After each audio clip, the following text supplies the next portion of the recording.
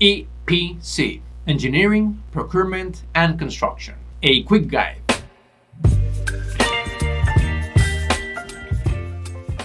Hey, what is up guys? Welcome once again to the channel. It's always great to have you back. And in this video, what we're going to be explaining is EPC, Engineering, Procurement and Construction.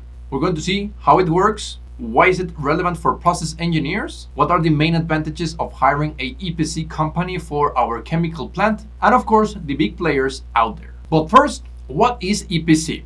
Well, technically speaking, it's a type of project delivery model widely used in the industries such as oil and gas, petrochemicals, power generation, infrastructure, chemicals, and more. And the important fact here is that the EPC contractor, the company delivering the services, is in charge of all the project, from the beginning of the project execution all the way to the finished delivery of the chemical plant.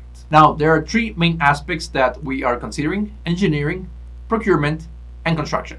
Let's talk about engineering. Whenever we talk about the engineering, we're talking about the basic and detailed engineering stages, mostly towards the development of the process engineering diagrams. Let it be piping and instrumentation diagrams, process flow diagrams, mass and energy balances, tables of streams, and so on. Not only that, we're also talking about the equipment and unit operation design and specification. In this stage, we also cover very important aspects such as safety, hazard materials, working conditions, the environment, and government regulations. This stage is very broad because we're going to be including process engineers, chemical engineers, mechanical engineers, electrical engineers, civil engineers, and many other disciplines. In many cases, the engineering can be in-house, meaning that the hiring company is going to be building the detailed specifications for the construction of that chemical plant, and the contractor is going to be doing the procurement and construction. In some other cases, actually in most cases, the EPC company will be doing the engineering,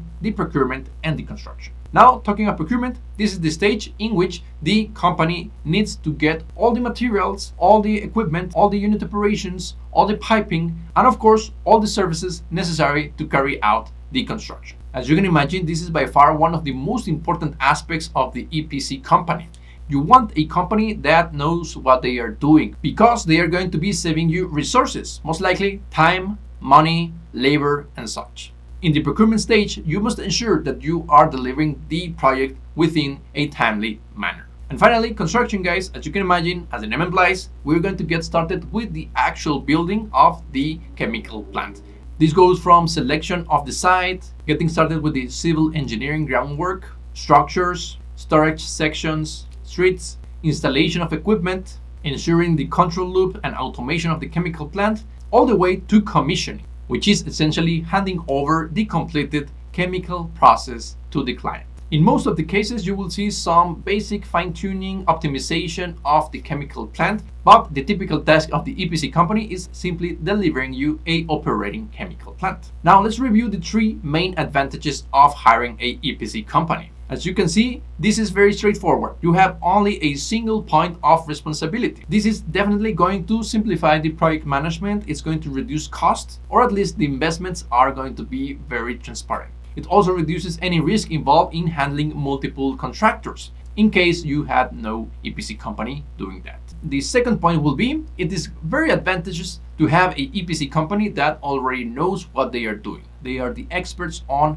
their field. So in many cases, a chemical company is mostly focused towards the operation, maintenance, marketing of their products. They are not quite an expert in the engineering, the procurement, or construction of a chemical plant. So hiring a EPC company is not only going to save them the know-how, but also time and money. Hence, faster, reliable EPC projects are desired.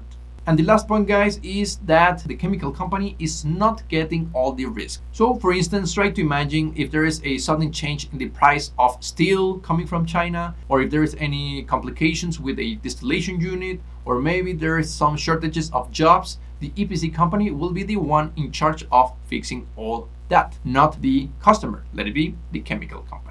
And probably you are wondering already, what are the most common type of EPC companies that you can find out there in the industry? Let me explain you first the type of companies. First, we have EPC companies. We also have operation companies, and service companies. So these are examples of common EPC companies: Fluor Corporation, Bechtel Group, Jacobs Engineering Group, the Wood Group, Technip Energies, Worley, KBR, and KBR. Each of them have their unique strengths and weaknesses. So definitely checking out which EPC company is the best for your needs is one of the most important tasks that falls in the responsibility of the customer.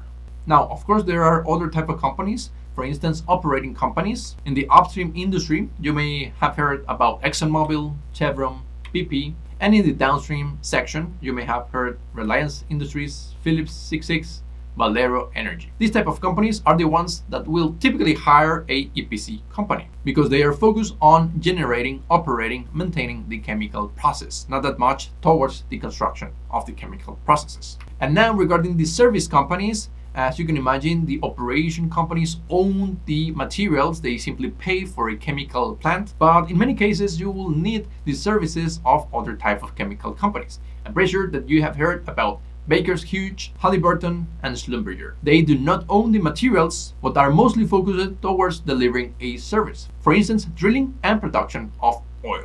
So there you have it, guys. I hope that you have a better understanding on what is a EPC company, who are the big players, and why is it important as a process engineer or chemical engineer to know why these companies are important for the industry. I really think that if you are working in the chemical process life cycle, this is definitely something important to consider whenever we go to the engineering stages, the construction stages, and the commissioning of the chemical plant. This will for sure give you the understanding on how a chemical process is delivered to the final client, which may be you, the process engineer operating the chemical plant. And before you go, guys, let me know if you have been working in a EPC company, or maybe indirectly if you have worked with a EPC company for your chemical plant.